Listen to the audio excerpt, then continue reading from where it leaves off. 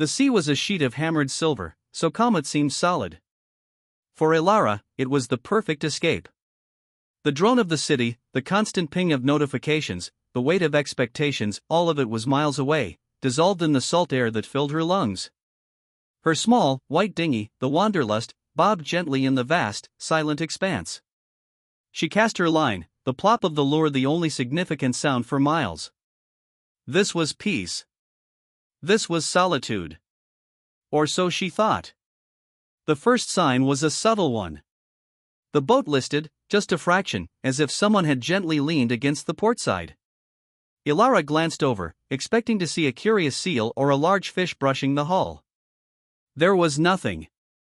Only the impossibly clear, deep blue water, darkening to a bottomless black just a few feet down. She shrugged it off, chalking it up to a trick of the current. But the feeling of being watched began to prickle at the back of her neck, a cold sensation entirely separate from the warm sun on her skin. An hour passed without a single bite. Unusual for these waters. The ocean wasn't just calm, it was dead.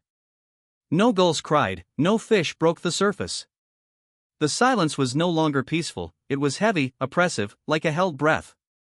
Then came the tug on her line. It wasn't the frantic struggle of a fish. It was slow, deliberate, and impossibly strong. The rod bent double, the reel screaming as line was ripped from it. Ilara's heart hammered against her ribs. She braced her feet against the gunwale, muscles straining. This was no fish. This felt like she had hooked the seabed itself, a weight that wanted to pull her under. With a final, sickening crack, the rod splintered, and the line went slack. She stumbled backward, clutching the broken pieces. Fear, cold and sharp, finally pierced the veil of her tranquility. She peered over the side. Something pale moved in the depths. It was long and sinuous, like a strand of bleached seaweed, but it moved with purpose. It coiled around the broken line and vanished into the dark. Ilara's blood ran cold. She needed to go. Now. She scrambled to the outboard motor, yanking the starter cord. It sputtered once, coughed, and died. She pulled again, her breath coming in ragged gasps. Nothing. Panic seized her. She tried again and again, the silence broken only by her own frantic efforts and the gentle lap of water against the hull. Slap. The sound came from directly beneath the boat. A wet, needy sound. Ilara froze. Slap. Slap. It was circling.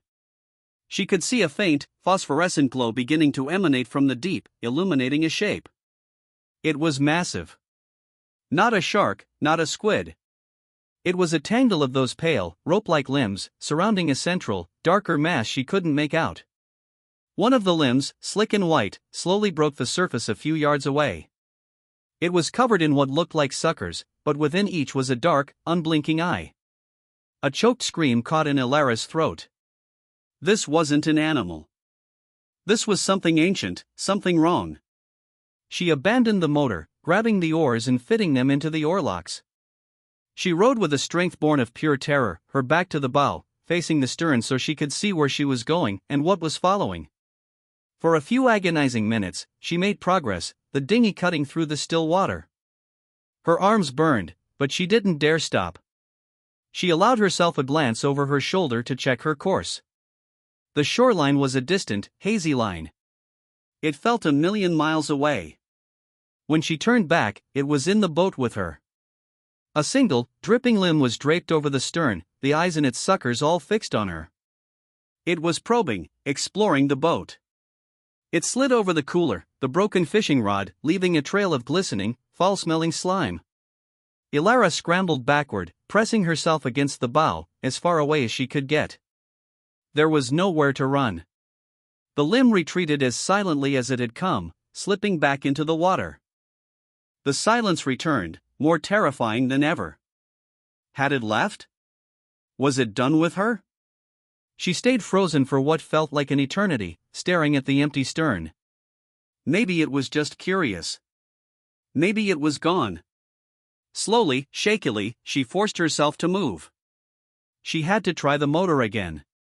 She had to get out of here. She crept toward the center of the boat, her eyes fixed on the water, expecting to see the pale shape at any moment.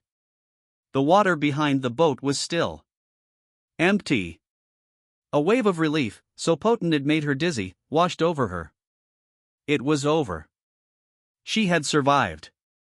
It was in that exact moment, as her guard dropped completely, that the thing erupted from the water directly in front of her. It wasn't a limb. It was the core of it, a gaping, toothless maw surrounded by a writhing nest of those eye-covered tentacles. It made no sound, but the stench of deep rot and salt water filled the air. It loomed over her, blocking out the sun. Elara had no time to scream. The maw enveloped her head and shoulders. There was no bite, no crunch. It was a wet, suffocating embrace. She was pulled from the boat with a violent, silent jerk, her legs kicking uselessly in the air for a single, horrifying second before she was dragged beneath the surface. The water closed over her, and the sea was still once more. The wanderlust drifted aimlessly, a lone witness to the silence.